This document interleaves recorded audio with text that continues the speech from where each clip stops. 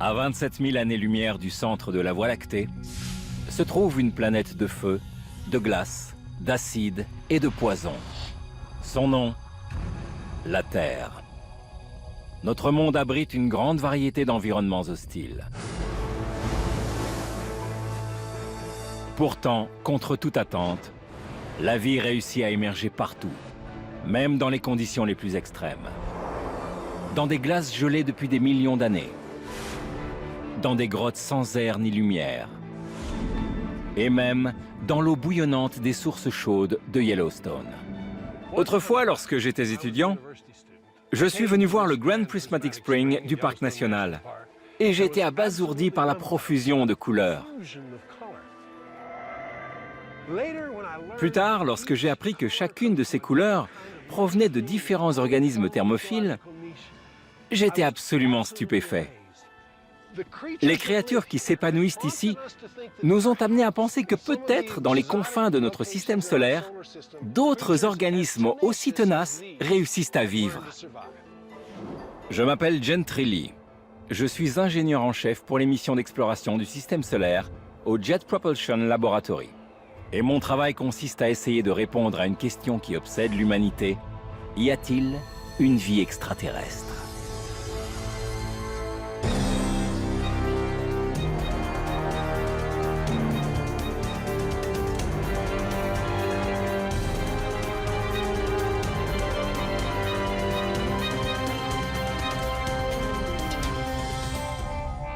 Le concept d'une vie extraterrestre n'est pas l'apanage de la science-fiction. Certains scientifiques pensent qu'il est possible que notre planète soit la seule dans le vaste univers où la vie ait pu émerger et se développer. Ce n'est pas mon cas. Je suis absolument certain que la vie existe ailleurs. Mais pour la trouver dans l'immensité de l'espace, il nous faut un point de départ. Nous suivons un principe fondamental. Nous devons commencer par chercher la vie telle que nous la connaissons. La vie a besoin d'un ingrédient crucial pour se développer. L'eau. L'eau est un des éléments constitutifs du vivant sur Terre. Et puisque nous commençons à explorer d'autres planètes, il est logique de la chercher, elle. Le leitmotiv de la quête d'une vie extraterrestre, c'est « Suivez l'eau ». Mais dans la plupart des autres corps célestes, l'environnement est bien trop extrême pour qu'on y trouve le précieux liquide. Lorsque vous étudiez le système solaire pour y chercher une trace de vie, vous pouvez éliminer d'emblée certaines planètes. Sur Vénus, les conditions sont similaires à celles qu'on imagine en enfer. La température avoisine les 500 degrés Celsius. Si un être humain s'aventurait par là, il disparaîtrait en un clin d'œil, il serait totalement désintégré. Sur Mercure, c'est la même chose. Il fait trop chaud sur une face et l'autre est trop froide et trop aride. Pourtant, sur d'autres planètes de notre système solaire, nous avons trouvé des traces d'eau. Mais les conditions pour l'émergence de la vie y sont peu propices. Températures extrêmes, atmosphère saturée de gaz toxiques et radiation intense. Ces environnements sont trop hostiles pour que la vie se développe sous forme végétale ou animale. Mais ils pourraient abriter des micro-organismes. On me demande souvent si la découverte d'un microbe dans l'espace serait vraiment importante. Et je réponds toujours en souriant que ce serait l'une des plus grandes découvertes scientifiques de l'histoire de l'humanité. Pourquoi? Parce que cela signifierait que toutes sortes de vies pourraient être disséminées dans le ciel. Un petit groupe de scientifiques a imaginé une méthode peu orthodoxe pour découvrir si nous sommes seuls dans l'univers. On est véritablement dans un autre monde. Il y a un organisme vivant. Parce que sur notre planète aussi, on trouve des environnements très hostiles. Dans des endroits comme celui-là, on se croirait dans un autre monde. Étudier la vie ici peut nous servir de base pour explorer d'autres planètes. Dans le désert aride de la vallée de la mort en Californie, l'exobiologiste Chris McKay a découvert un portail vers une autre planète. Quand je longe le lit d'une rivière asséchée comme celle-ci, je peux facilement imaginer que je suis en train de marcher sur Mars. Mars a longtemps été au centre des recherches visant à découvrir d'autres formes de vie dans notre système solaire. En 2008, la sonde spatiale Phoenix, lancée par la NASA, a trouvé de l'eau gelée dans l'hémisphère nord de la planète rouge. Cette découverte incroyable a confirmé que Mars était l'endroit idéal pour la quête de biologie extraterrestre. Mais à ce jour, on n'y a toujours pas trouvé la moindre goutte d'eau sous forme liquide. Et sur Terre, comment la vie a-t-elle pu émerger dans des environnements aussi arides et déserts? Dans la vallée de la mort, Chris a trouvé un indice qui pourrait le mettre sur la piste de la vie sur Mars. C'est un environnement mortel. On y trouve les mêmes conditions extrêmes que sur Mars, à savoir le manque d'eau liquide. Si on parvient à montrer que des organismes peuvent survivre ici, on peut raisonnablement imaginer que c'est pareil sur Mars. En creusant le sol, on découvre un monde entièrement différent. Vous voyez cette couche verte? Ce sont des algues qui poussent sous le dépôt de sel. On est en plein désert, dans la vallée de la mort. Il n'y a aucun signe de vie. Et pourtant, sous la surface de sel, la photosynthèse a lieu. Le dépôt de sel fait office de serre, qui protège ces organismes. Il laisse filtrer la lumière et, plus important encore, il conserve l'humidité. Le sous-sol est donc bien plus humide que ce qu'on pourrait imaginer dans un désert aussi aride. C'est un bel exemple de ce qu'on espère trouver sur Mars, dans une étendue salée. Il est donc possible que l'eau et peut-être même la vie soient tapis sous la surface martienne. Sur Mars, un dépôt salin comme celui-ci, qui laisse filtrer la lumière, pourrait fournir la chaleur et l'humidité nécessaires à l'éclosion de la vie, même si l'environnement extérieur ne s'y prête pas. Donc, en principe, un écosystème similaire pourrait se développer là-bas. Bien sûr, on n'y trouverait pas exactement les mêmes créatures, mais cela démontre que la vie peut apparaître et évoluer. Des preuves nouvelles viennent étayer cette hypothèse. Des deltas asséchés aux minéraux révélateurs, la géologie de la planète rouge nous apprend une chose avec certitude. Autrefois, Mars était sauvage, humide, chaude, extraordinaire, et la vie a pu s'y développer. Puis, tout a changé. Il y a 3,5 milliards d'années, cet environnement fertile s'est peu à peu transformé en paysage post-apocalyptique. Au fil du temps, la pression atmosphérique a considérablement diminué. Et l'eau s'est évaporée, laissant ainsi la planète sans protection face aux radiations destructrices du Soleil. Sans eau et avec une atmosphère aussi ténue, il est possible que certains micro-organismes, quels qu'ils soient, aient réussi à survivre sur Mars. Mais comment ce phénomène est-il possible après un tel cataclysme? Pour le savoir, des scientifiques cherchent des environnements similaires à celui que l'on trouvait sur Mars durant son premier âge, le Noachien. Ils en ont trouvé un dans la cordillère des Andes, au Chili. À cette altitude, la faible pression atmosphérique engendre une perte d'eau considérable. En conséquence, le rayonnement ultraviolet y est beaucoup plus intense, ce qui détruit les micro-organismes. Si la vie a éclos sur Mars, elle a dû être exposée à ce type de radiation. En étudiant comment la faune et la flore se sont adaptées dans les Andes, nous pourrions savoir si le processus a été le même sur Mars après le cataclysme. La vie sur Mars a-t-elle eu suffisamment de temps pour passer d'un environnement autrefois humide et protégé à un autre, beaucoup plus sec et très exposé aux rayons ultraviolets? Nathalie Cabral est exobiologiste. Elle travaille pour la NASA et l'Institut SETI. Les lacs au sommet de cette montagne sont en cours d'assèchement. Nathalie veut savoir si un organisme peut survivre à un tel changement et, le cas échéant, comment. Mais son équipe a elle aussi des problèmes d'eau. Le radiateur du camion est percé. C'est toujours comme ça. Ces camions sont déglingués. Ils sont vieux.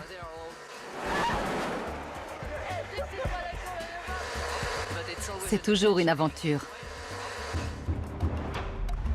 Une fois le camion réparé, l'équipe entame son périple vers les lacs en haute altitude. À 5800 mètres, on se croirait sur Mars. 5500, on continue.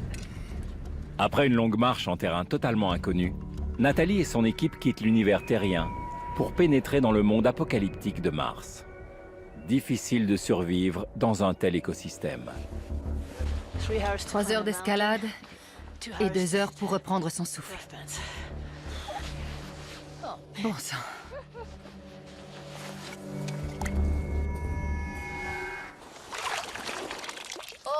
Incroyable. Il y a un organisme.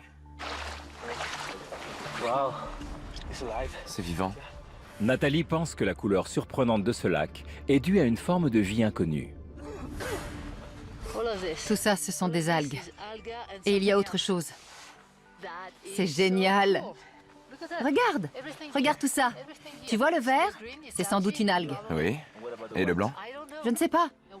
C'est une forme de vie minuscule.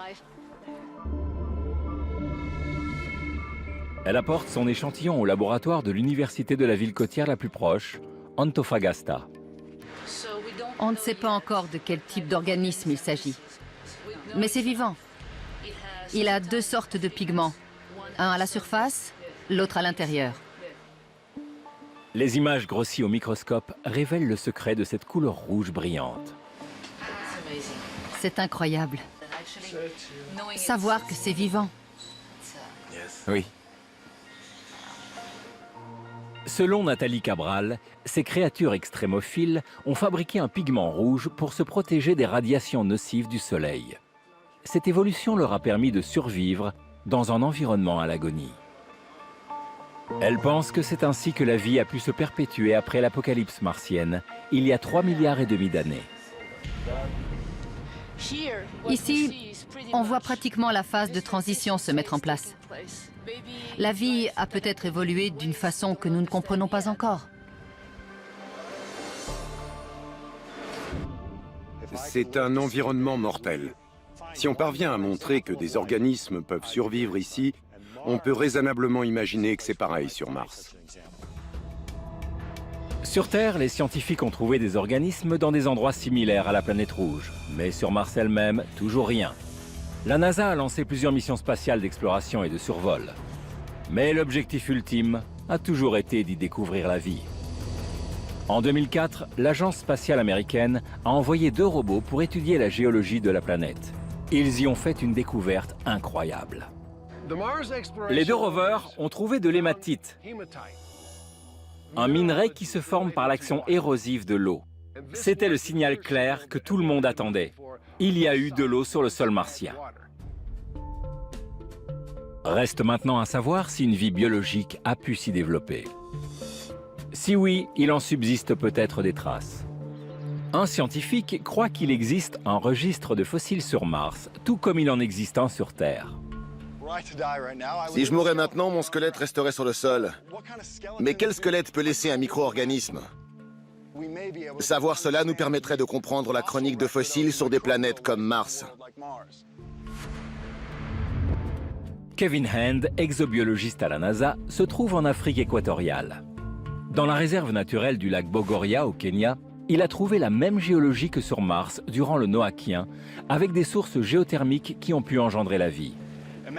Imaginez que les sources chaudes se tarissent et que toute l'eau disparaisse. Comment pourriez-vous savoir qu'autrefois le lac Bogoria était une zone où la vie biologique était intense et passionnante? Il vous faudrait examiner les roches. Ici, ce sont les organismes qui ont modelé les reliefs bizarres que l'on peut observer autour des sources chaudes. C'est donc le métabolisme des micro-organismes qui façonne inlassablement ces amas rocheux. Ces roches sédimentaires sont le registre de fossiles du lac Bogoria. En continuant notre exploration de Mars, nous espérons trouver un jour des roches semblables à celle-ci. Mais pour étayer cette théorie, les scientifiques doivent approfondir leurs recherches. Ici, la biologie nous mène vers la géologie. Toute la question est de savoir si l'étude des roches martiennes nous permettra de déceler une éventuelle forme de vie. Seule une analyse chimique permettra de l'établir. Voici ce que tous les exobiologistes rêvent de trouver sur une autre planète, la vie. À l'aide d'un spectromètre, Kevin Hand recherche les similitudes chimiques entre le tapis microbien et les rochers. On a un bon spectre, ce qui nous permet d'étudier la composition chimique et les caractéristiques de ces deux éléments. J'espère être en mesure de trouver un lien entre le profil géologique et la biologie. Si nous parvenons à trouver des substances chimiques dans les roches martiennes, nous aurons alors la preuve irréfutable qu'il y a eu de la vie sur la planète rouge. Pourra-t-on voir un jour des structures identiques à celles-ci sur Mars et imaginer qu'auparavant, elles abritaient des sources chaudes grouillantes de vie? C'est l'un des défis à relever en exobiologie. Nous avons beaucoup de mal à trouver des traces de vie sur Mars parce que la surface est très oxydante, presque comme l'eau de Javel. Nous devons trouver une zone où les substances datant du premier âge ont été préservées et protégées. Ces substances pourraient être emprisonnées dans la roche. Pour le savoir, la NASA a envoyé un nouveau rover sur Mars. La nouvelle mission d'exploration s'appelle le Laboratoire scientifique de Mars. C'est notre plus ambitieux projet.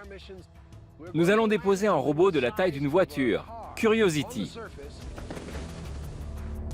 Cet engin révolutionnaire est équipé d'instruments scientifiques qui vont analyser les échantillons de sol et de roches pour déterminer si les conditions nécessaires à la vie ont un jour été réunies. Les indices géologiques laissent à penser que la surface rocheuse est prometteuse. Mais il faut peut-être chercher ailleurs. Le seul problème avec le laboratoire scientifique de Mars, c'est qu'il ne peut pas sonder le sol en profondeur. Et à mon avis, notre meilleure chance de trouver des traces de vie sur Mars, c'est dans le sous-sol. En 2007, la sonde spatiale Mars Odyssey, placée en orbite autour de la planète rouge, a transmis des images haute résolution, révélant la présence de cratères immenses. Les géologues pensent qu'il s'agit peut-être de cavernes creusées par des tunnels de lave lors d'éruptions volcaniques.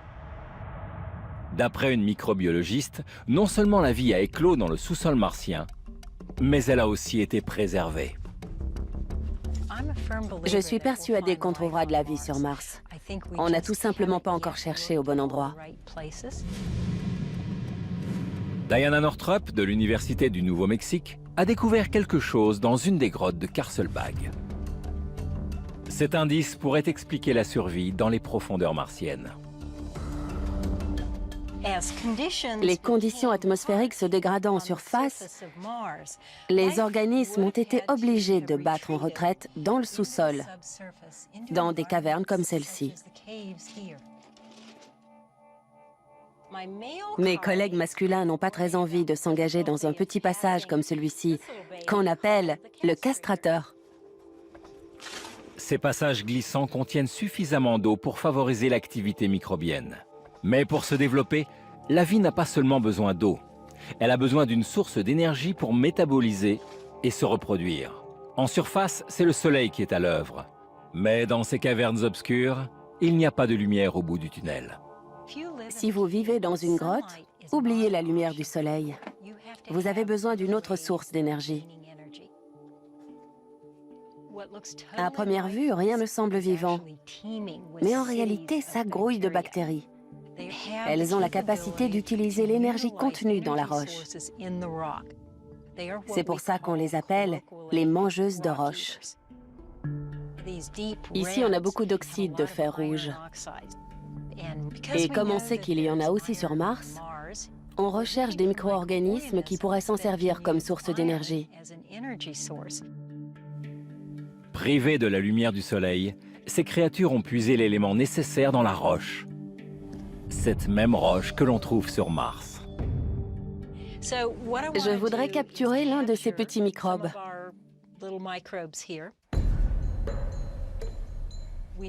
Nous savons que dans ces grottes souterraines, certains micro-organismes peuvent survivre aux radiations ultraviolettes et aux changements climatiques. Et ces conditions sont les mêmes sur Mars.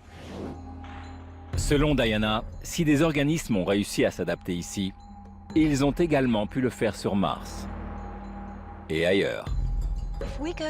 Si on trouve de la vie sur Mars, cela signifie qu'on pourrait aussi en trouver sur beaucoup d'autres planètes.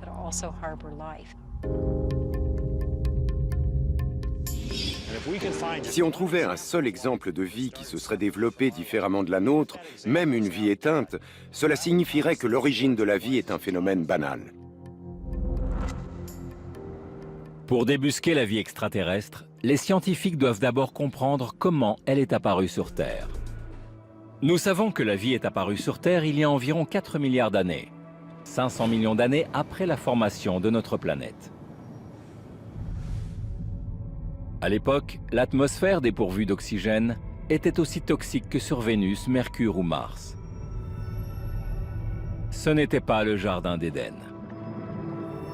Les premiers micro-organismes ont été contraints d'évoluer dans ces conditions. Comment ont-ils fait? Les microbes survivent dans un environnement toxique que l'on pourrait croire trop hostile.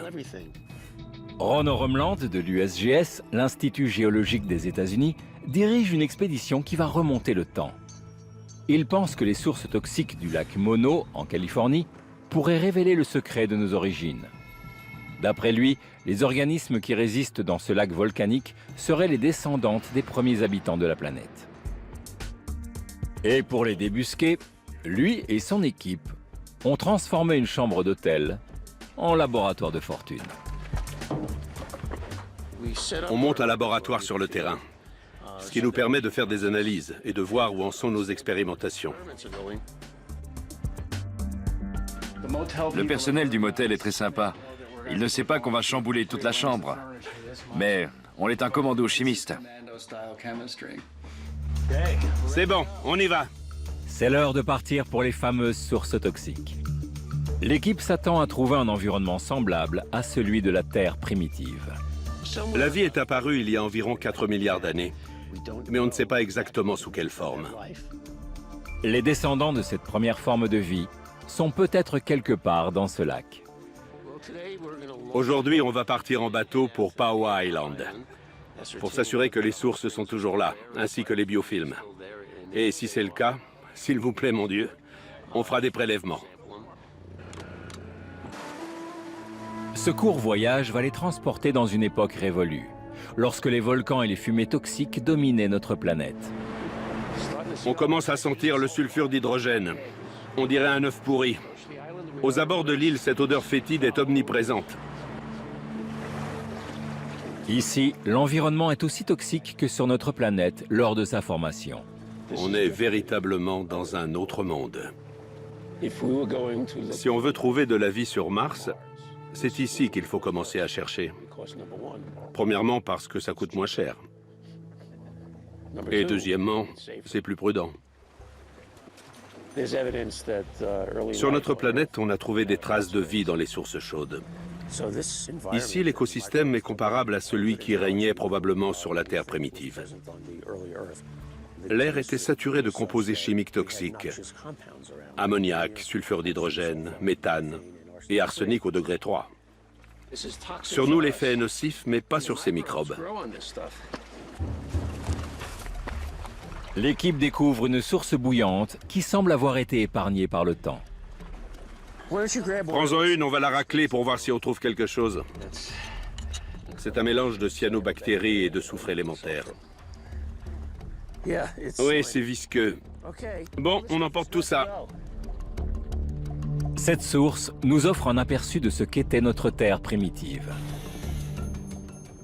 Il y a 2,7 milliards d'années, les micro-organismes ont évolué pour faire de la photosynthèse qui a formé l'oxygène que nous respirons aujourd'hui. Mais il y a 4 milliards d'années, il n'y avait pas d'oxygène lorsque les premières formes de vie sont apparues. À l'instar de leurs ancêtres, les organismes du lac Mono ont évolué dans des conditions peu hospitalières. C'est une autre sorte de photosynthèse qui précède la photosynthèse oxygénique.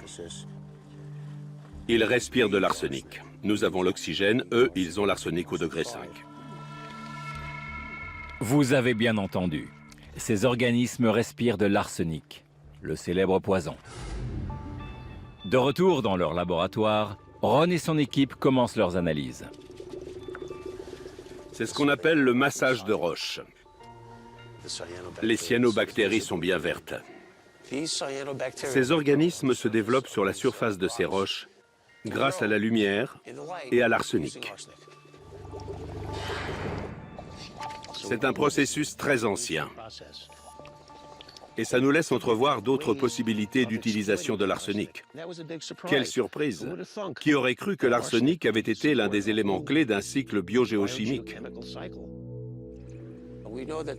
Nous savons que ces organismes survivent dans des conditions extrêmes et nous découvrons à quel point elles étaient rudes. On peut observer d'autres planètes et se dire « le champ est restreint, mais les conditions pour abriter la vie sont remplies ». Ce serait fabuleux de trouver ne serait-ce qu'une bactérie visqueuse sur une autre planète. Pour moi, ce serait la découverte du siècle. Si la vie a éclos dans l'atmosphère toxique de la Terre primitive, on peut raisonnablement imaginer qu'elle a peut-être émergé ailleurs dans l'univers. Mais comment en être sûr si nous n'allons pas y jeter un coup d'œil? Dans notre quête de formes de vie extraterrestres, peu de vaisseaux spatiaux se sont aventurés au-delà de Mars. En 2004, la sonde Cassini est entrée dans l'orbite de Saturne. Sa mission, explorer la planète, ses fameux anneaux et ses 62 lunes. Le système de Saturne ressemble beaucoup à un système solaire miniature. La vie est impossible sur cette géante gazeuse. Mais qu'en est-il de ces lunes? Certaines ont la taille de petites planètes. Au fil de son exploration, la sonde Cassini a révélé que Titan était incroyablement similaire à la Terre.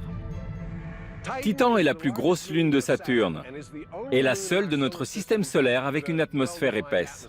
En fait, elle est assez proche de l'atmosphère terrestre, sauf qu'elle est beaucoup plus froide. Son atmosphère glacée est si dense qu'il est impossible d'observer sa surface. La vie aurait-elle pu trouver refuge sur Titan? En janvier 2005, Cassini déploie son petit module d'exploration Huygens. Ce robot enregistre des images incroyables d'un autre monde et révèle la présence d'eau gelée. La température sur Titan avoisine les moins 180 degrés. Dans ces conditions, la glace est aussi dure que les roches qui nous entourent. Il y a donc de l'eau en abondance sur Titan, mais elle est totalement gelée. Le problème, quand on envisage la vie sur Titan, c'est qu'on le fait d'un point de vue terrien. Nous sommes très chauvinistes, surtout en matière thermique. Donc, nous ne pouvons pas imaginer qu'il peut y avoir de la vie sur Titan. Pourtant, Chris McKay pense avoir trouvé une piste en Islande. L'Islande est une terre de glace et de feu. Peut-être que sur Titan, on trouve ce même contraste, la glace et le feu. Il y a peut-être certains endroits là-bas avec de l'eau liquide à la surface. Mais à moins 180 degrés, comment ces blocs de glace ont-ils pu se transformer en éléments liquides indispensables à la vie? Chris pense que même dans un monde hostile, certaines zones d'habitabilité peuvent être préservées. Sur Terre, cet endroit en est la preuve. Nous sommes en Islande, c'est-à-dire très au nord. On s'attend donc à trouver des étendues glacées, de la neige. Mais ici, on se trouve à côté d'un bassin d'eau chaude. C'est l'activité géothermique, juste sous nos pieds, qui chauffe l'eau et qui lui permet de remonter à la surface.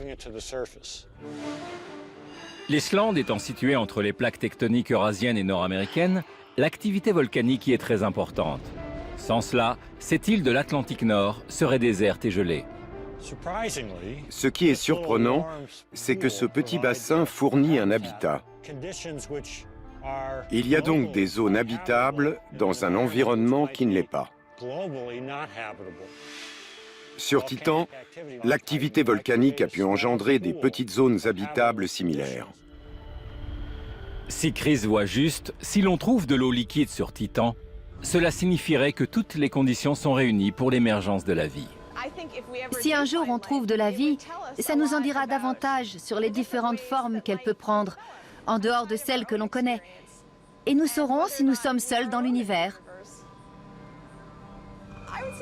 Titan n'est pas l'endroit idéal pour une forme de vie comme la nôtre, mais on pourrait y trouver les premières étapes de son évolution. Catherine Niche est planétologue à l'Université d'Arizona. Elle pense que sur Titan, les éléments nécessaires au développement de la vie sont littéralement tombés du ciel. Et comme elle ne peut pas prouver sa théorie là-bas, elle a recréé la plus grande lune de Saturne dans une éprouvette. Pour que la vie puisse se développer, elle a besoin de certains ingrédients clés. Il lui faut notamment des composés carbonés pour former les molécules organiques. Si Catherine parvient à recréer ces molécules organiques, Titan pourrait être un berceau de la vie.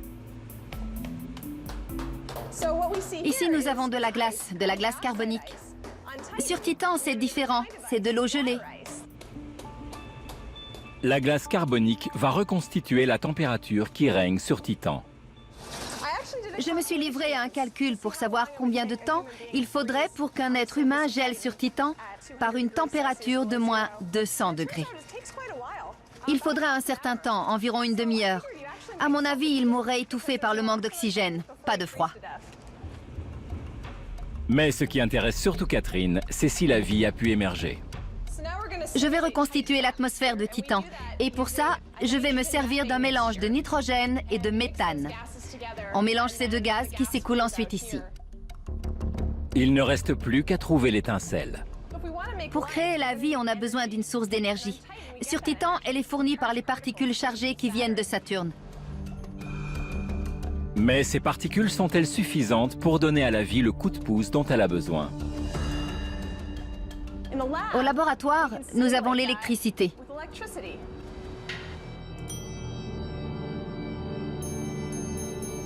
Au bout de 5 jours seulement, quelque chose d'incroyable se produit. Un étrange dépôt noir se forme dans l'éprouvette. J'adore ces expériences. J'ai l'impression d'être un savant fou. Catherine analyse la substance. Cette machine va nous dire si les ingrédients de la vie sont réunis. Nous avons les résultats de l'analyse et voici le graphique des molécules organiques que nous avons créées. Ça nous donne la composition chimique de chaque molécule. Le dépôt est composé de molécules organiques, précurseurs de la vie. Bien sûr, ces molécules elles-mêmes ne sont pas vivantes, mais c'est un bon début. Nous pouvons obtenir des molécules biologiques qui constituent les premières étapes de la vie sur Titan en mettant les molécules organiques au contact de l'eau dans un environnement provisoire liquide. Si l'expérience de Catherine s'avère concluante, il est alors possible que les mêmes molécules organiques se soient formées dans l'atmosphère pour retomber ensuite sur la surface de Titan. Imaginez une petite mare sur Titan qui contiendrait tous les ingrédients de la vie. On aurait alors un environnement habitable dans un monde froid et gelé. Même sur cette lune glacée, la vie pourrait donc trouver les composés organiques et l'eau dont elle a besoin pour éclore, effectuant ainsi la transition entre chimie et biologie. Dans cet environnement où toutes les conditions sont réunies pour que naissent différentes formes de vie, quelque chose a dû se produire. Un spécialiste pense même que la vie sur Titan pourrait défier les lois de la biologie. C'est la seule lune à posséder une atmosphère et elle est très dense. Elle est très similaire à celle de la Terre. Pourtant, à la place de l'oxygène, l'atmosphère de Titan contient un gaz toxique, le méthane. Ce composé chimique pourrait-il remplacer l'oxygène dans le processus de création de la vie? On sait que la vie peut se développer même dans une atmosphère riche en méthane, car cela s'est déjà produit dans notre système solaire. Ici même, sur Terre, il y a des milliards d'années, avant que les bactéries nous fournissent de l'oxygène, l'air était saturé de méthane. Ron Oremland est de retour au lac Mono. Cette fois, il cherche des micro-organismes bien particuliers. Je cherche des organismes qui peuvent se développer avec du méthane et sans oxygène.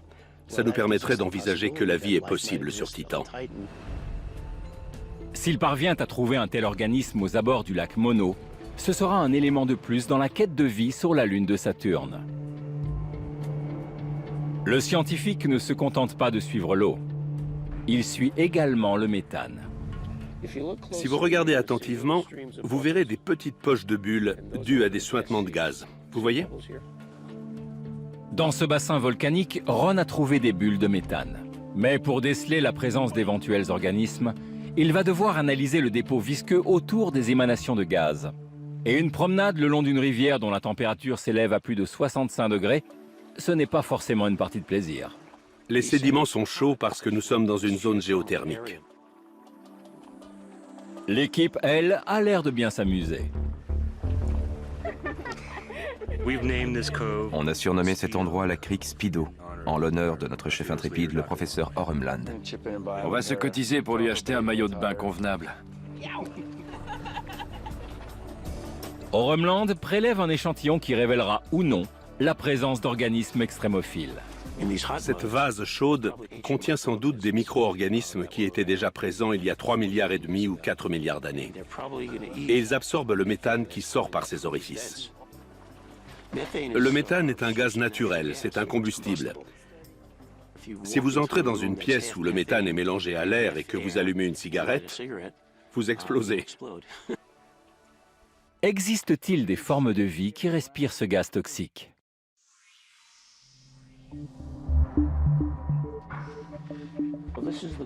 C'est la carotte qu'on a prélevée hier, à la crique Speedo. Dans ce sac compartimenté, on va créer une atmosphère d'azote identique à celle qu'on trouve sur Titan. Gagné. On sent bien qu'on a réussi. Miam miam. Ce qui vous rend malade nous rend heureux. C'est toxique pour nous, mais pas pour certaines créatures. Les images grossies au microscope font apparaître des organismes unicellulaires méthanogènes qui survivent en respirant du méthane et qui pourraient donc survivre sur Titan. Ces microbes absorbent du méthane dans des conditions anaérobies. C'est une bonne comparaison avec Titan. S'il y a là-bas des régions chaudes avec de l'eau à l'état liquide, des organismes peuvent s'y développer. L'atmosphère toxique de Titan abrite peut-être la même forme de vie que celle trouvée au lac Mono. Mais elle peut aussi en abriter une bien plus étrange encore. En 2006, le radar de la sonde Cassini a détecté quelque chose d'inattendu. Certaines régions du pôle nord de Titan sont parsemées de lacs, non pas remplis d'eau, mais de méthane. Il fait si froid ici que le gaz passe à l'état liquide. Ces lacs ressemblent davantage à des fosses de bitume qu'à des étendues d'eau. Imaginez un habitant de Titan qui a envie de boire un verre et qui ingurgite du méthane liquide. Ça vous semble grotesque? Ça pourrait arriver. La plupart des scientifiques estiment que l'eau est indispensable à la vie. Mais un exobiologiste remet cette théorie en cause. La vie sur Titan ne dépend peut-être pas de l'eau, mais peut-être du méthane. La vie sur Titan serait très différente. Elle n'aurait pas besoin d'eau. On y trouverait une autre biochimie. C'est ça qui est passionnant. Dirk Schulz-Macour est exobiologiste à l'Université de Washington. Son hypothèse peu orthodoxe l'a conduit sur l'île de la Trinité, non loin des côtes du Venezuela. Ici, il a découvert un environnement huileux semblable à celui de Titan. Le Pitch Lake est un réservoir naturel, non pas d'eau, mais de bitume liquide, le même qui recouvre nos routes. Comme le méthane, l'asphalte est un combustible fossile. C'est un mélange d'hydrocarbures, des composés organiques contenant uniquement du carbone et de l'hydrogène. On sait que l'huile et l'eau ne se mélangent pas. Toute la question est de savoir si des micro-organismes peuvent survivre dans l'asphalte, avec peu, voire pas d'eau du tout. Si la vie peut émerger ici, au Pitch Lake, elle pourrait le faire aussi sur Titan.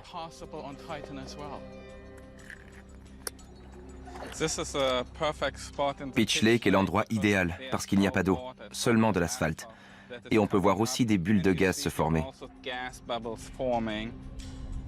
Le gaz que l'on trouve ici nourrit les micro-organismes.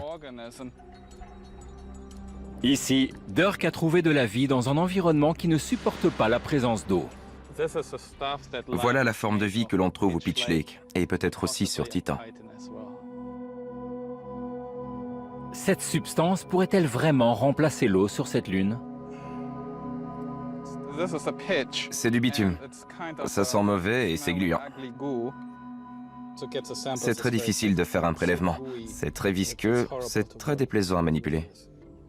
La matière est sans doute déplaisante, mais elle abrite de nombreuses formes de vie. Mon objectif est de déterminer comment ces organismes ont pu survivre avec si peu d'eau, parce que ça ressemble beaucoup aux conditions sur Titan. Donc, je vais prélever un peu d'asphalte. À l'aide de ces instruments, Dirk détermine la quantité d'eau libre dont les micro-organismes disposent. Pour vous donner une idée, la valeur maximale d'eau libre s'établit à 1. Et la valeur dans laquelle on sait que ces micro-organismes peuvent survivre est autour de 0,65.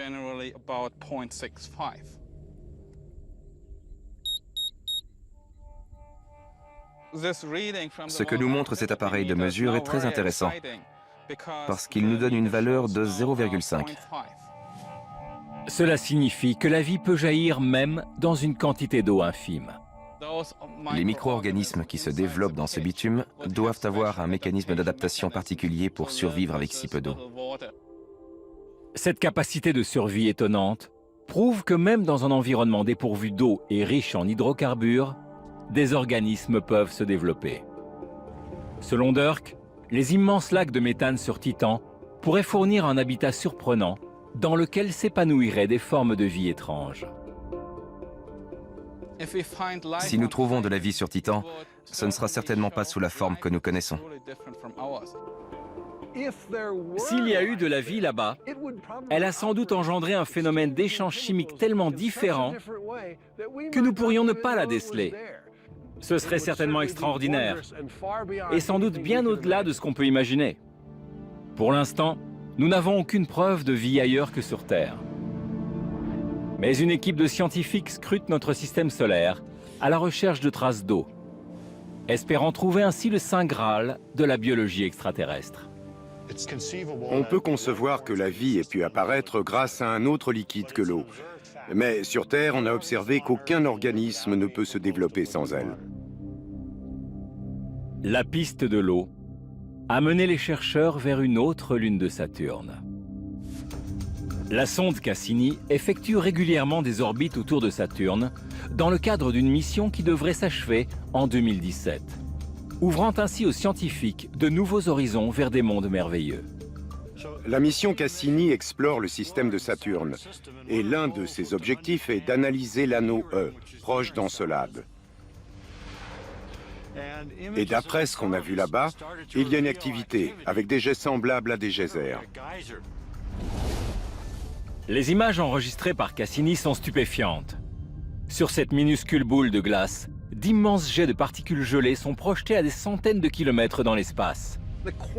Et la quantité de particules qui jaillissent d'Encelade est 10 000 à 100 000 fois supérieure à celle projetée par les geysers du parc de Yellowstone. Certaines des particules expulsées contribuent à l'alimentation de l'anneau E.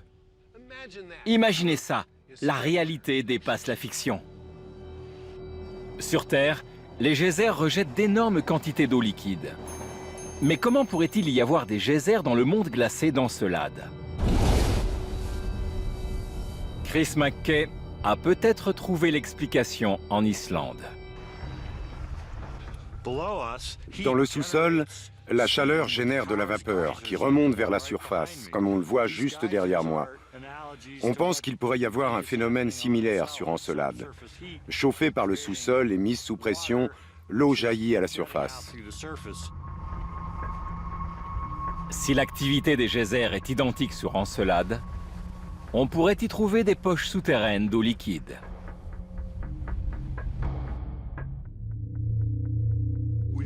Nous ne savons pas avec certitude si les jets d'Encelade sont constitués d'eau liquide, mais c'est une éventualité. Et pour moi, en tant qu'exobiologiste, c'est la plus intéressante. Il nous faudra des données supplémentaires pour savoir s'il y a de la vie, ou une possibilité de vie sur Encelade. Enthousiasmés par cette découverte, les ingénieurs de la NASA programment Cassini pour qu'elle se rapproche du satellite et examine attentivement sa surface. L'un des plus grands mystères de l'exobiologie, C'est ce qui engendre ces éruptions. Les éléments qu'on a besoin de voir sont si petits qu'on ne les a encore jamais décelés dans cette région d'Encelade. Paul Elphinstone de l'université Cornell est l'ingénieur en imagerie de la mission. Il a conçu la trajectoire risquée de Cassini qui nous a permis de découvrir la surface d'Encelade. Encelade se déplace si rapidement que la sonde ne peut pas la suivre pour distinguer les contours de sa surface. On a donc fait en sorte que Cassini prenne de l'avance sur Encelade pour que le satellite puisse ensuite la rattraper, puis la dépasser. Ça devrait permettre à la caméra d'observer la zone qui nous intéresse. Pour viser le satellite, Paul doit parfaitement positionner la sonde juste à l'extérieur de l'orbite d'Encelade. C'est une manœuvre qu'on n'avait encore jamais effectuée. On pousse cette sonde jusqu'à ses limites. Si la stratégie de Paul fonctionne, Cassini pourra enregistrer des images de la série de longues fractures connues sous le nom de rayures de tigre. Les rayures de tigre sont des grandes fractures, probablement d'origine volcanique. Mais pour en être sûr, il faut voir les images. Étant donné le temps que j'ai passé à concevoir cette manœuvre qui peut parfaitement échouer, je suis assez tendu. Paul et son équipe attendent de recevoir les données.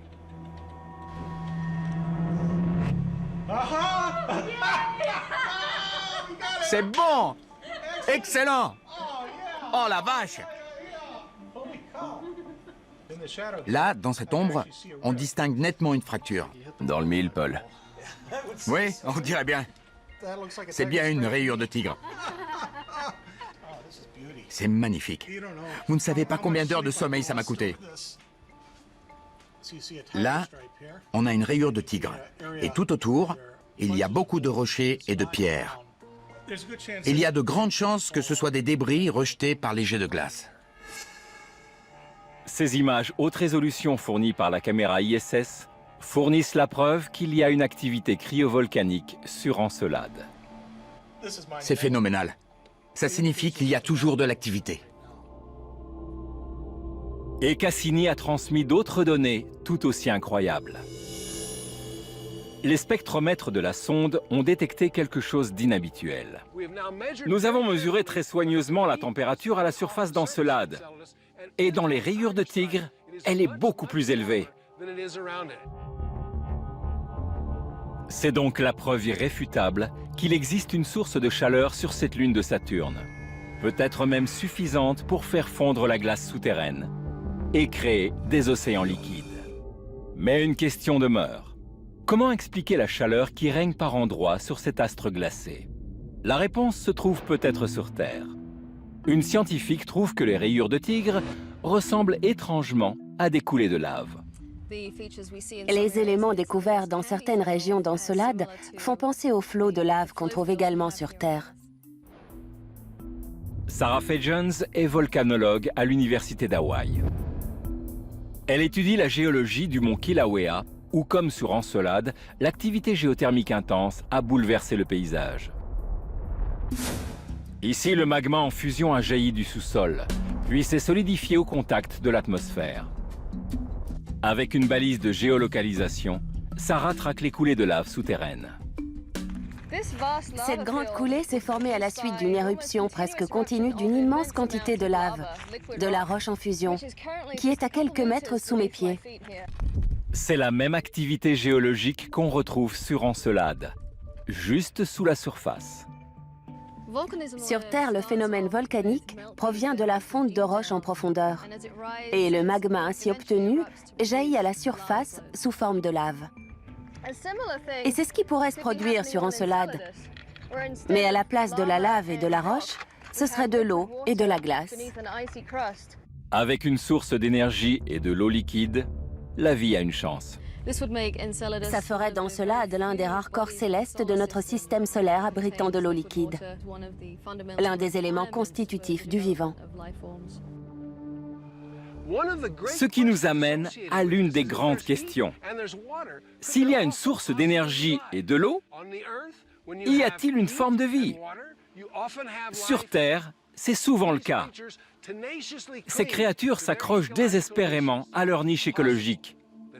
Il est possible que les mêmes éléments soient à l'œuvre sur Encelade. Il y a donc de fortes probabilités que la vie puisse s'implanter sur Encelade. Mais il y a une autre lune glacée qui orbite autour de la géante gazeuse Jupiter. C'est la plus grosse planète de notre système solaire. Sa distance par rapport au Soleil est 5 fois supérieure à la nôtre. Jupiter est un enfer glacé, avec une atmosphère saturée de gaz et dépourvue d'eau. Mais elle a beaucoup de satellites naturels, et certains abritent un environnement similaire à celui que l'on trouve parfois sur Terre.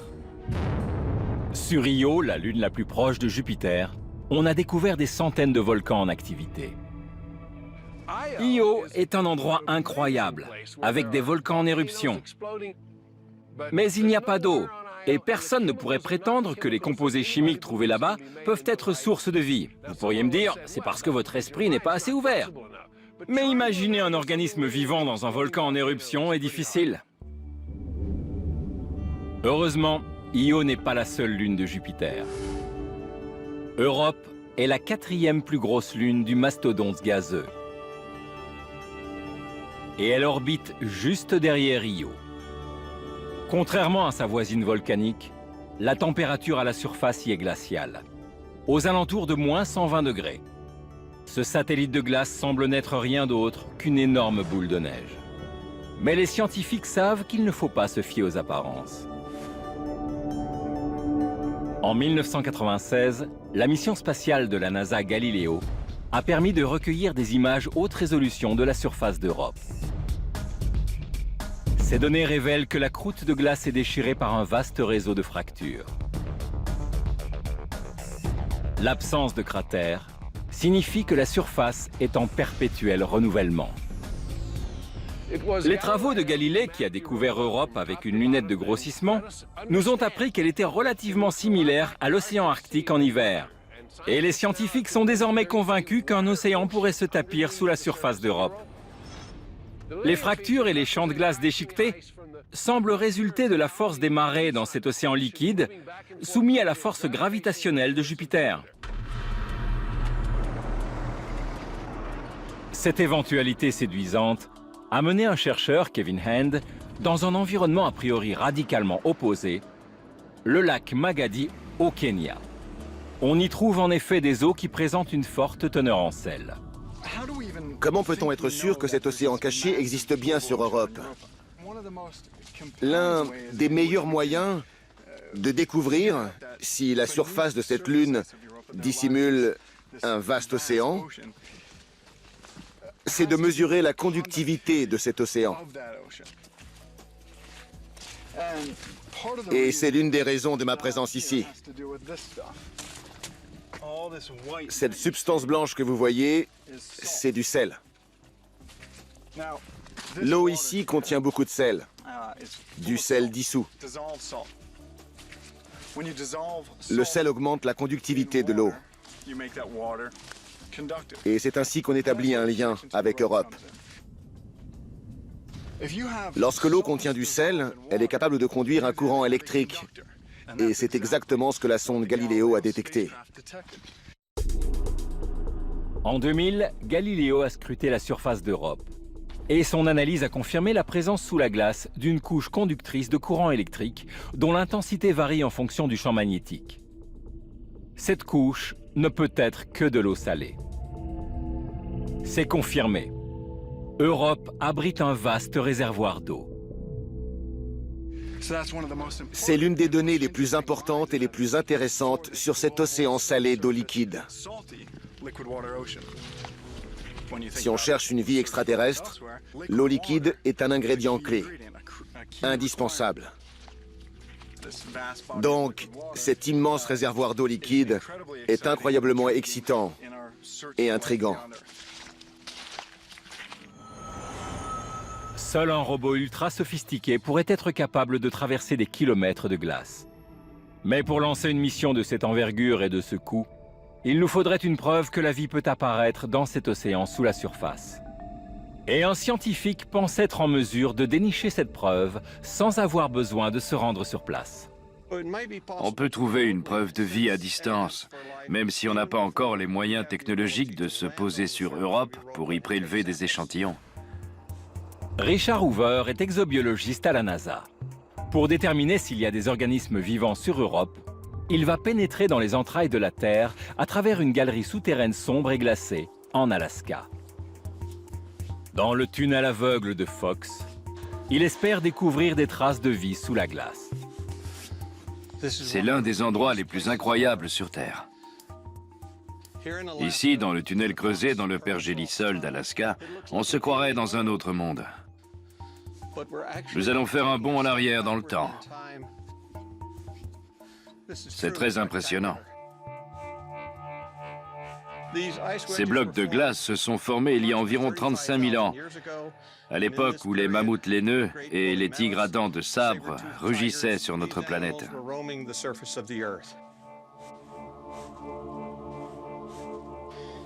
C'est une vraie machine à remonter le temps. Dans les glaces d'Europe, on pourrait trouver des conditions similaires à celles que nous avons ici. Dans la pénombre de la galerie, Richard peut vraiment voir ce qui pousse sous la glace. Sa lampe à ultraviolet éclaire les organismes qui colonisent la banquise en vaste communauté. Il y a sans doute des sceptiques qui pensent que la vie est impossible ici, dans l'obscurité totale et par moins 4 degrés. Mais on voit, grâce à la lumière ultraviolette, les traces de pigments des organismes. La vie se développe ici. Les pigments de ces micro-organismes réagissent à la lumière noire. La méthode de Richard pourrait fonctionner sur Europe. C'est très enthousiasmant. Parce que si on peut utiliser cette technique sur la banquise terrestre, on pourrait ensuite utiliser un laser ultraviolet très intense pour stimuler les pigments biologiques, s'il y en a, dans la glace d'Europe. Richard a donc trouvé de la vie dans des conditions similaires à celles d'Europe.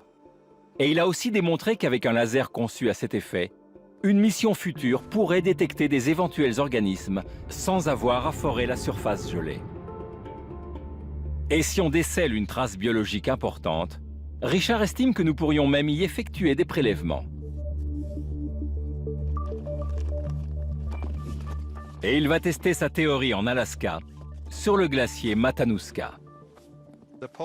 La calotte glaciaire est un endroit idéal pour observer les micro-organismes qui se développent dans la glace, même en y restant prisonnier durant de longues périodes. Les découvertes de Richard bouleversent notre conception de la vie. Pendant très longtemps, on a cru qu'aucune vie ne pouvait exister dans la glace. Puis on a découvert la présence de micro-organismes sous la glace. La plupart d'entre eux étaient encore vivants, alors qu'ils étaient coincés là depuis environ 100 000 ans. Et une fois décongelés, les organismes reviennent à la vie. Lorsque j'ai creusé la glace et que j'ai découvert ces bactéries en train de nager, j'ai tout de suite su que c'était une découverte incroyable. Il y a une grande quantité de micro-organismes dans ce sac.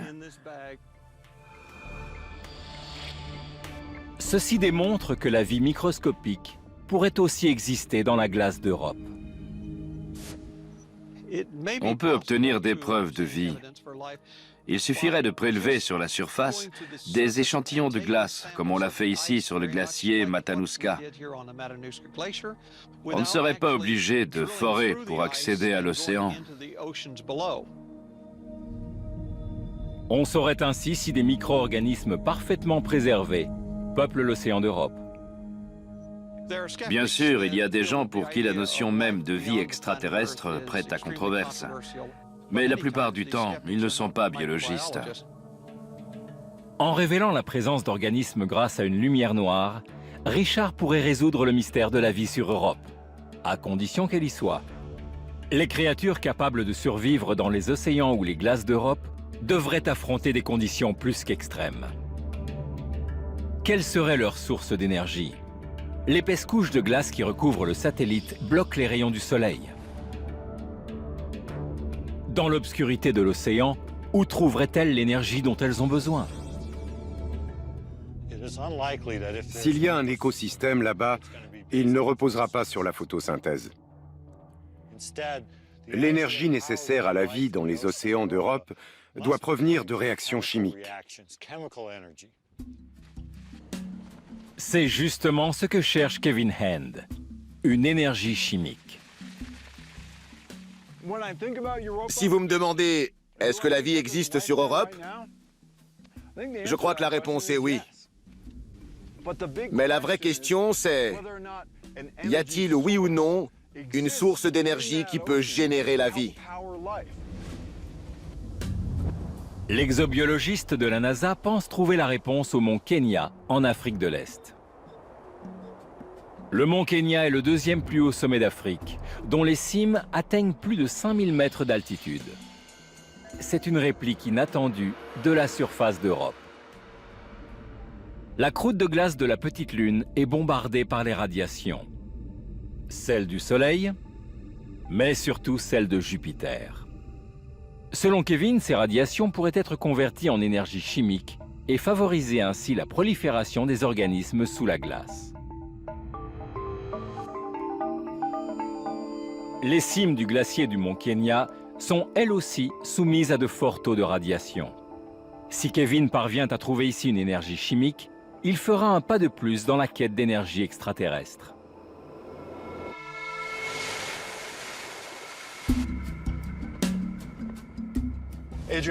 Adrian et moi allons au pied du mont Kenya. Et de là, on va escalader jusqu'au glacier en haute altitude, près du sommet de la montagne. On va étudier la chimie de ces glaciers en essayant d'établir des parallèles avec ce qu'on a observé à la surface d'Europe.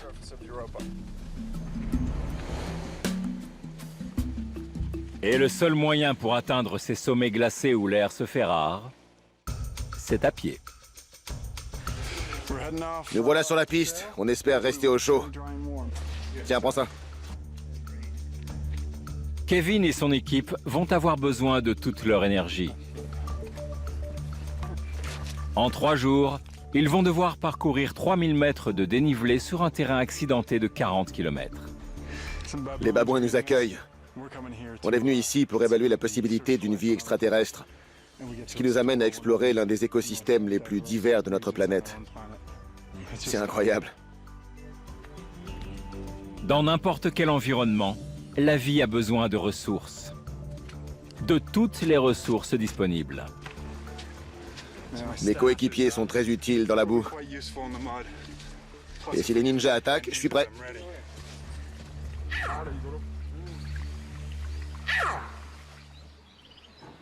Sur Terre, la flore et la faune se sont adaptées à leur environnement. Les plantes absorbent du dioxyde de carbone et, grâce à la photosynthèse, rejettent du dioxygène. Notre atmosphère est composée d'environ 21% d'oxygène. C'est un élément manifestement indispensable à notre survie. Mais quand on cherche une vie extraterrestre, il faut sortir des sentiers battus et traquer les éléments inconnus. Au fur et à mesure de notre escalade, on arrive dans un environnement extrême. L'atmosphère devient ténue, on a de moins en moins d'oxygène, et dans ces conditions, on a du mal à respirer. Les humains ne peuvent pas s'adapter dans des conditions hostiles, mais d'autres organismes, si. Kevin pense que sur Europe, la vie a peut-être trouvé un autre moyen de se procurer de l'énergie. En gros, la vie observe son environnement et se dit « Quelle énergie chimique vais-je pouvoir utiliser ?» Et c'est ce qu'on cherche sur ces glaciers. Une chimie susceptible d'être utile à la vie. Avec de l'eau et une bonne composition chimique, la vie pourrait donc jaillir sur Europe. Mais à 3600 mètres d'altitude, Kevin jette l'éponge. Ce voyage est définitivement placé sous le signe de l'eau. Il pleut des cordes et on est trempé. Ou alors c'est l'eau qui nous envoie un signe et nous encourage dans notre quête. Quoi qu'il en soit, j'en ai un peu marre de toute cette eau. Pour la gloire de la science.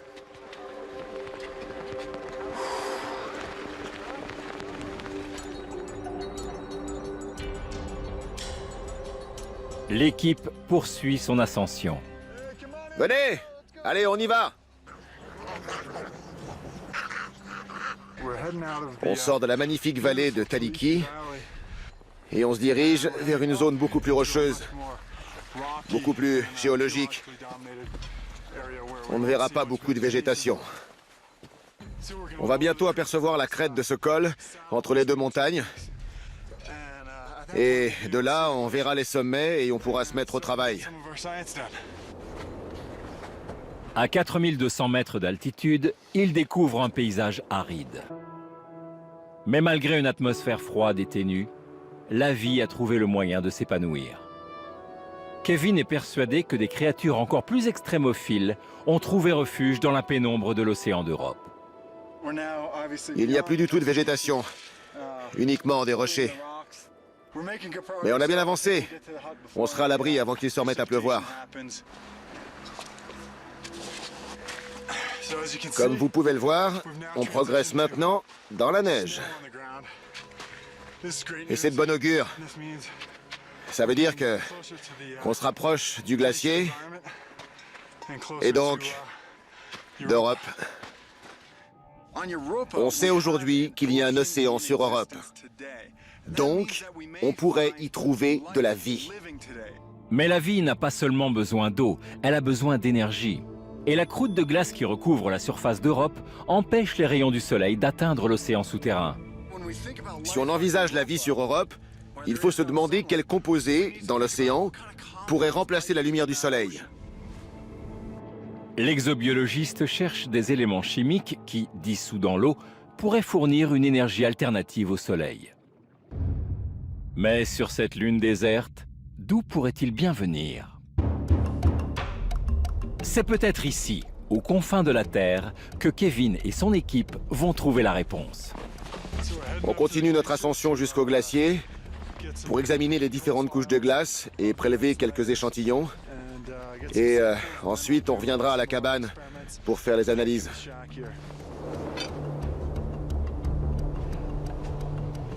Kevin espère trouver ces éléments chimiques à l'état naturel. Voilà, nous sommes au sommet du glacier Lewis sur le mont Kenya et on a décroché le gros lot. On va examiner les couches de neige qu'on voit là-haut. C'est très excitant. On peut vraiment imaginer qu'on est sur Europe à la recherche de vie. Et on va se précipiter là-bas, sur cette couche sombre.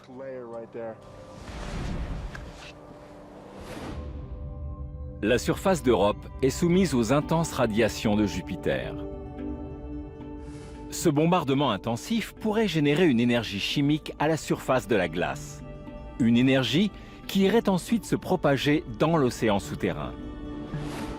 Le mont Kenya subit lui aussi le rayonnement ultraviolet. On est très haut et au niveau de l'équateur, donc le rayonnement ultraviolet est très intense. Avec ce petit capteur plan, je vais essayer de mesurer la quantité d'énergie libérée par les radiations du soleil.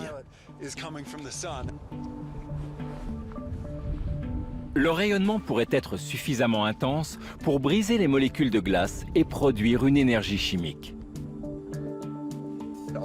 Ce qui m'intéresse, c'est de savoir comment le rayonnement ultraviolet du soleil peut transformer l'eau qui forme la neige et la glace en quelque chose comme du peroxyde d'hydrogène. Et en quoi est-ce intéressant? Pourquoi le peroxyde d'hydrogène est-il vital sur Terre et éventuellement sur Europe? Parce que sur Terre, la vie puise son énergie dans du peroxyde d'hydrogène dissous dans l'eau.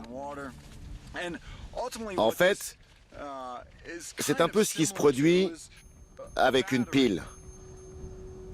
Si le rayonnement ultraviolet peut transformer la glace du mont Kenya en peroxyde d'hydrogène, on pourrait alors conclure, les mêmes causes ayant les mêmes conséquences, qu'il en est de même sur Europe. Dans une pile, l'énergie d'une réaction chimique est transformée en énergie électrique. Le peroxyde d'hydrogène pourrait donc provoquer le même phénomène sur Europe.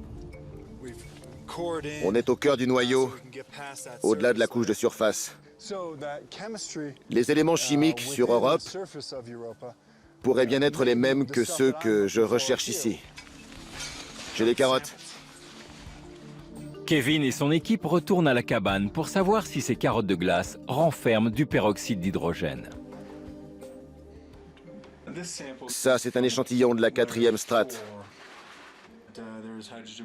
Il y a du peroxyde d'hydrogène dans la glace. Ça signifie que le rayonnement ultraviolet engendre une réaction chimique avec la surface neigeuse du mont Kenya. Donc, on peut trouver du peroxyde d'hydrogène aussi bien sur une vieille planète comme la Terre que sur un astre plus récent, comme Europe. C'est très important pour déterminer les conditions d'habitabilité de son océan. Des analyses plus poussées montrent même des pics d'abondance. C'est la preuve que l'océan glacé d'Europe pourrait contenir une source d'énergie. Donc on a de l'eau et une source d'énergie. Et là où il y a de l'eau et de l'énergie, il y a de l'espoir. Que signifierait la découverte de la vie sur Europe? Ça nous donnerait la certitude qu'il existe un autre berceau du monde vivant, indépendant de celui de la Terre. Si la vie est apparue sur Terre dans des endroits apparemment inhospitaliers, elle peut aussi surgir dans des mondes inconnus. L'univers est si vaste et si beau, ce serait vraiment dommage d'être les seuls à en profiter. Si cette théorie est avérée dans notre système solaire, alors la vie pourrait être disséminée partout dans l'univers. Quand on regarde le ciel la nuit, on voit des centaines de millions d'étoiles. Il y a forcément d'autres planètes, d'autres univers, d'autres formes de vie.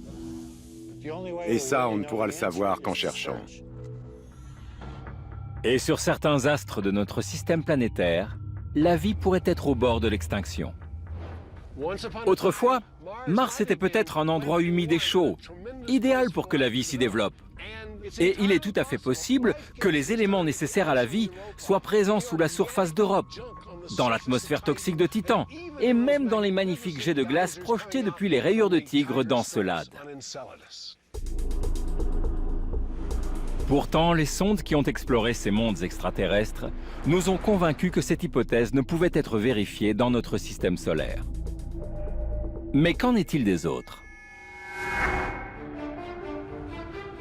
En 2008, le télescope spatial Hubble a pris les premières photos incroyables d'un monde situé à des centaines de milliards de kilomètres en dehors de notre système planétaire. Ces images nous donnent envie de pousser plus loin les recherches. Certaines de ces planètes pourraient abriter la vie sous une forme complexe, voire intelligente. Si on trouve une planète avec d'autres formes de vie plus complexes, ça nous donnera une nouvelle direction dans nos recherches et notre compréhension d'une vie extraterrestre.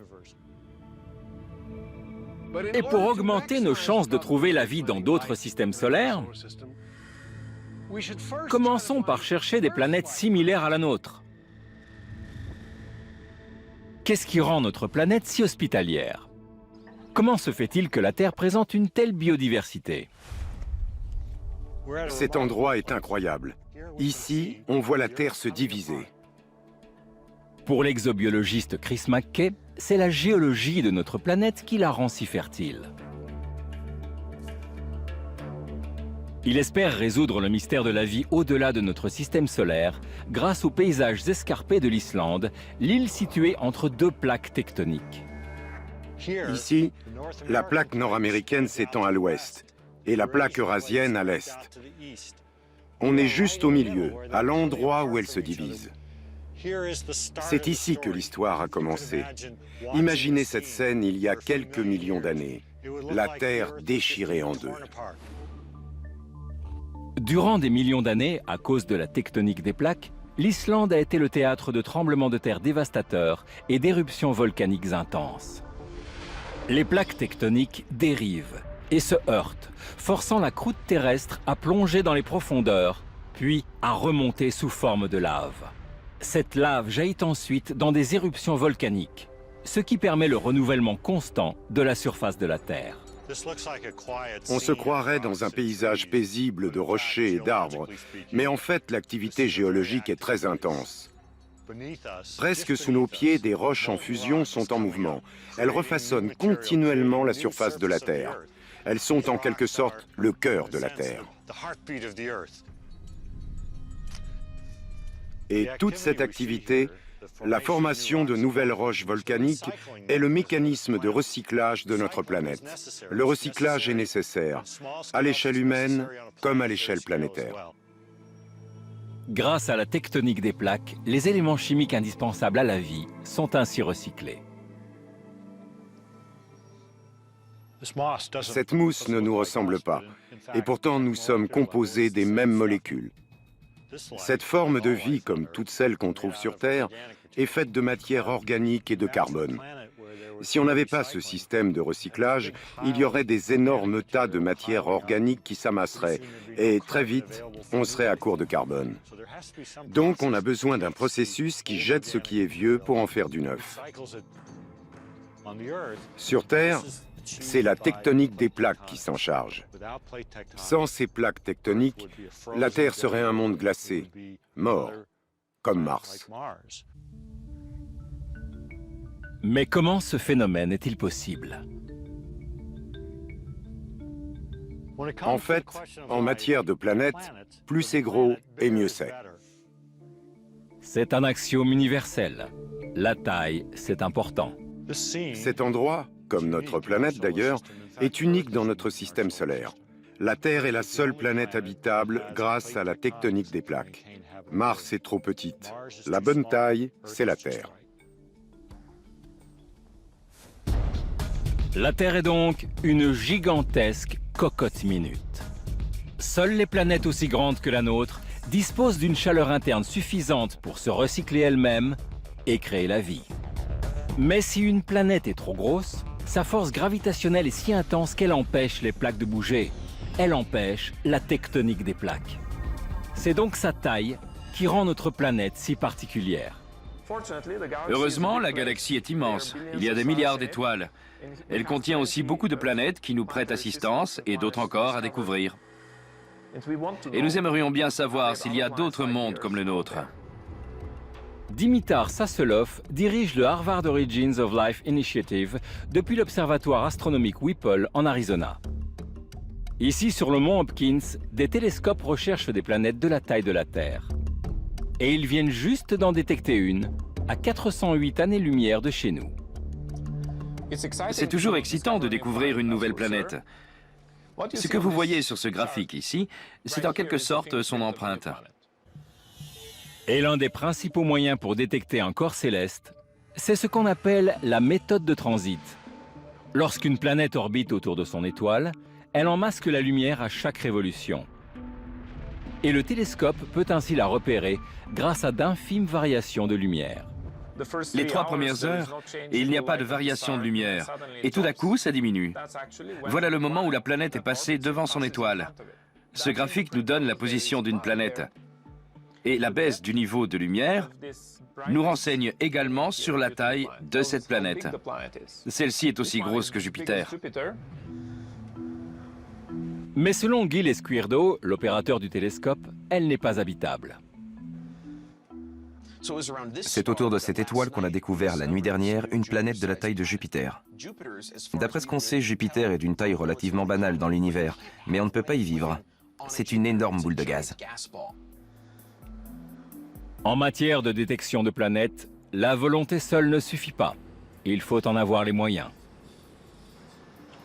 La raison pour laquelle même le plus gros de nos télescopes ne peut pas détecter les planètes comme la Terre au moment où elle passe devant son étoile, c'est l'atmosphère. Les gaz présents dans l'atmosphère terrestre distordent la lumière des étoiles lointaines, empêchant ainsi les télescopes de discerner un objet aussi petit que la Terre. Nous sommes persuadés que des planètes similaires à la Terre attendent d'être découvertes. Mais comme nous n'avons aucun moyen de les voir, nous devons nous contenter d'imaginer à quoi pourraient ressembler ces mondes étranges et inconnus. Pourtant, un nouvel instrument de mesure est en train de bouleverser les règles du jeu en éliminant l'atmosphère du circuit. L'objectif principal du télescope Kepler consiste à détecter des corps célestes orbitant autour d'étoiles. Sa mission, trouver des planètes de la taille de la Terre offrant des conditions habitables avec de l'eau liquide. Ces planètes devront être idéales pour l'éclosion d'une forme de vie complexe, peut-être même intelligente. Si notre modèle de formation des planètes est exact, en 2013, Kepler aura localisé entre 150 et 200 planètes semblables à la Terre, orbitant autour d'étoiles. Imaginez ce que cela signifie. Des endroits remplis d'eau liquide, avec des soleils et des orbites stables, qui existent peut-être depuis des milliards d'années, et où la vie s'est formée. Tant de questions se bousculeraient dans ma tête. Y a-t-il de la vie? Et si oui, à quoi ressemble-t-elle? Kepler va commencer à répondre en déterminant les masses et les orbites de ces planètes. Mais pour comprendre exactement de quoi il s'agit, il nous faudra l'aide de données supplémentaires révélant la composition chimique de ces astres. Au sol, les télescopes de l'observatoire Whipple tenteront de corroborer les résultats fournis par Kepler. Mais pour cela, il va falloir une sérieuse remise à neuf. Dimitar Sasselov pense avoir trouvé un moyen de contourner le problème de l'atmosphère. C'est ici que la magie opère. Voici le laser vert. Il est tellement puissant que j'ai besoin d'une protection. Il va nous dire de quoi sont composées les planètes que Kepler va trouver. Une fois qu'on saura ça, on pourra commencer à parler de chimie et de possibilités de vie. Cet appareil est un laser hélium-néon. Lorsqu'une planète orbite autour de son étoile, sa force gravitationnelle la pousse légèrement vers cette étoile, causant un phénomène d'oscillation. Jusque-là, aucun télescope terrestre ne pouvait mesurer un tel phénomène. C'est une boîte à merveilles. Ce laser est 100 fois plus précis que tous les instruments qu'on a pu avoir ici. Il nous permet de détecter l'infime mouvement d'une planète comme la Terre quand elle est attirée vers son étoile, à des distances entre 100 et 500 années-lumière. Mais la Terre parvient à se dégager très doucement, à une vitesse d'environ 9 cm par seconde. Ça correspond au mouvement que je fais au-dessus de cette boîte. S'ils trouvent des planètes de la taille de la nôtre, avec la même force gravitationnelle qui les pousse vers leur étoile, le télescope Kepler nous ouvrira une fenêtre gigantesque sur des mondes inconnus. Avec ces informations, on pourra déterminer s'ils sont faits de roches et d'eau, s'ils sont arides ou s'il y a des océans. Tous ces éléments sont importants pour faire naître la vie. Mais il nous faudrait ce fameux chaînon manquant, celui qu'on voudrait si désespérément avoir, pas seulement pour découvrir une autre planète, mais surtout pour l'étudier.